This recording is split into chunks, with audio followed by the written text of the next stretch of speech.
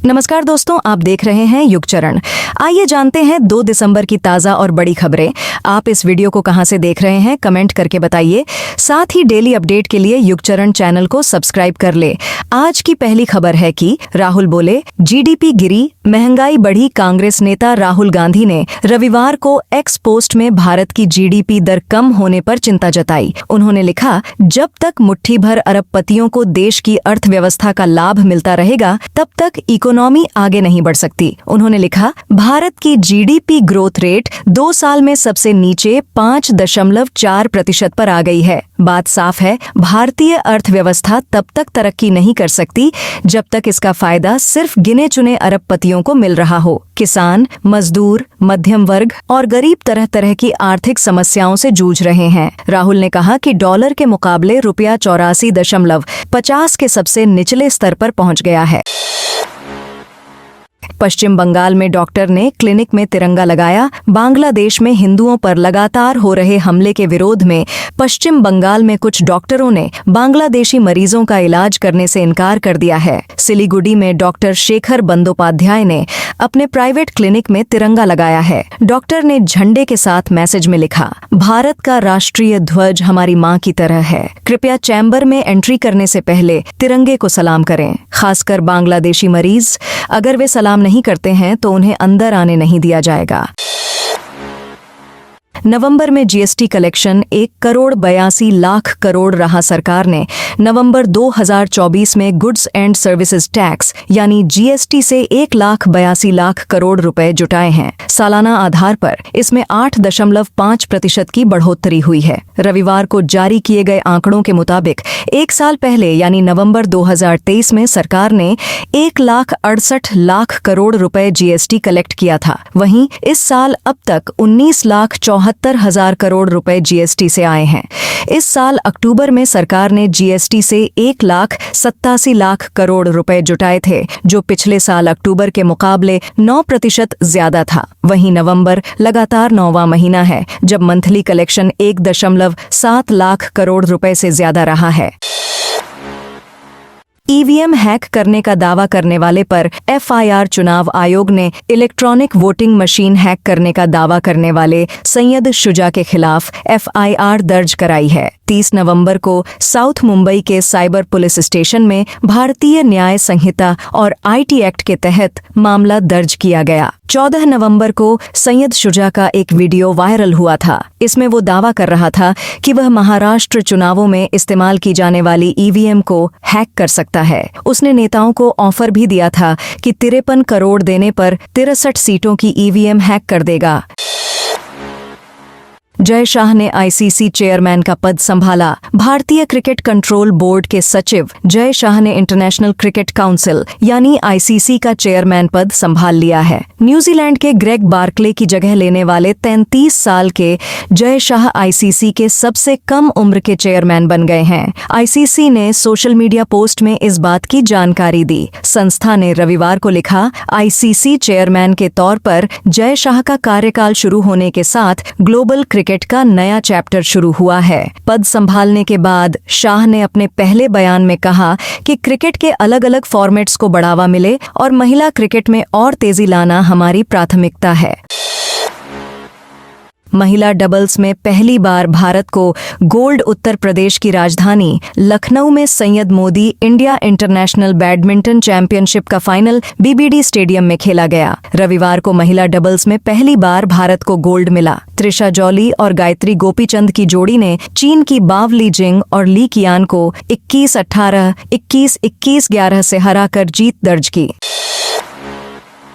आंध्र प्रदेश में वक्फ बोर्ड भंग। आंध्र प्रदेश के सीएम चंद्रबाबू नायडू ने स्टेट वक्फ बोर्ड को भंग कर दिया है। इसका गठन पिछली जगनमोहन की सरकार ने किया था। 30 नवंबर को जारी आदेश में मौजूदा सरकार ने पिछली सरकार के दौरान जारी अल्पसंख्यक कल्याण विभाग के आदेश को रद्द कर दिया। आदेश में कहा गया कि आंध्र प्रदेश वक्फ बोर्ड के अध्यक्ष के चुनाव पर हाईकोर्ट ने रोक लगा दी थी। उसी समय राज्य वक्फ बोर्ड के गठन के 2023 के सरकारी आदेश की संवैधानिकता को चुनौती देने वाले पेंडिंग केस के कारण एक प्रशासनिक शून्यता पैदा हो गई थी। अब राज्य में नए सिरे से वक्फ बोर्ड का गठन किया जाएगा। केजरीवाल बोले, दिल्ली विधानसभा चुनाव में कांग्रेस से गठबंधन नहीं। दिल्ली के पूर्व मुख्यमंत्री अरविंद केजरीवाल ने रविवार को कहा कि दिल्ली विधानसभा चुनाव आम आदमी पार्टी एपी अकेले अपने दम पर लड़ेगी। कांग्रेस पार्टी के साथ कोई गठबंधन नहीं होगा। दिल्ली में विधानसभा का कार्यकाल 23 फरवरी को खत्म हो रहा है, यानी अगले साल जनवरी में किसी भी समय विधानसभा चुनाव की घोषणा हो सकती है। फरवरी में चुनाव होंगे और नई सरकार का गठन होगा। बांग्लादेश में 54 इस्कॉन सदस्यों को भारत जाने से रोका। बांग्लादेश की इमिग्रेशन पुलिस ने वैध पासपोर्ट और वीजा के साथ भारत जा रहे 55 इस्कॉन सदस्यों को बॉर्डर पर रोक दिया। ये लोग एक धार्मिक समारोह में भाग लेने भारत जा रहे थे।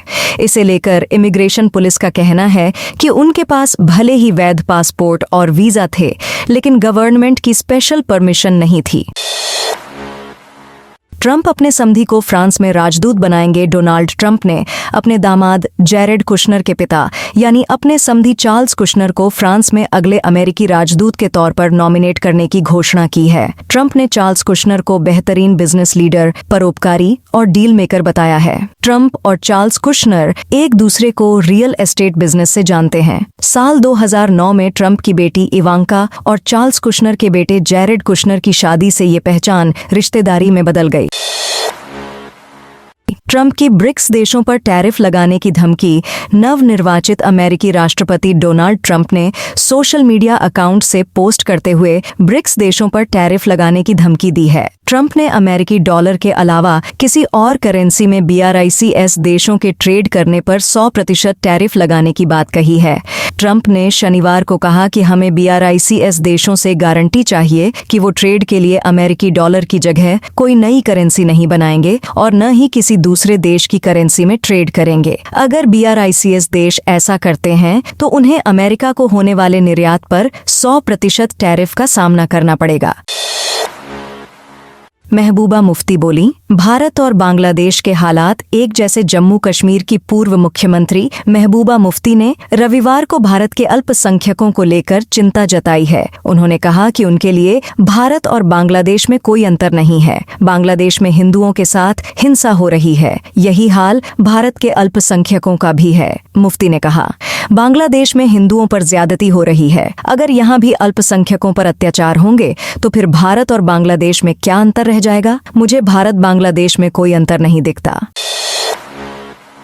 संघ प्रमुख भागवत बोले, 3 बच्चे पैदा करें। राष्ट्रीय स्वयंसेवक संघ प्रमुख मोहन भागवत ने जनसंख्या में कमी को चिंता का विषय बताया है। भागवत ने कहा कि जनसंख्या वृद्धि दर 2.1% से नीचे नहीं होनी चाहिए। इसके लिए 2 की बजाय 3 बच्चे पैदा करें। यह संख्या इसलिए जरूरी है ताकि समाज जिंदा रहे। देश की जनसंख्या नीति 1998 से 92 में तय की गई थी। इसके अनुसार अगर किसी समाज की जनसंख्या वृद्धि दर 2.1 से नीचे चली जाती है तो वह समाज अपने आप नष्ट हो जाएगा। भागवत रविवार को नागपुर में कठाले कुल सम्मेलन में एक सभा में बोल रहे थे। उन्होंने कहा, कुटुंब समाज का हिस्सा है और हर परिवार एक इकाई है। तो दोस्तों, यह थी आज की बड़ी खबरें। आपने अभी तक युग चरण को सब्सक्राइब नहीं किया तो कर लें।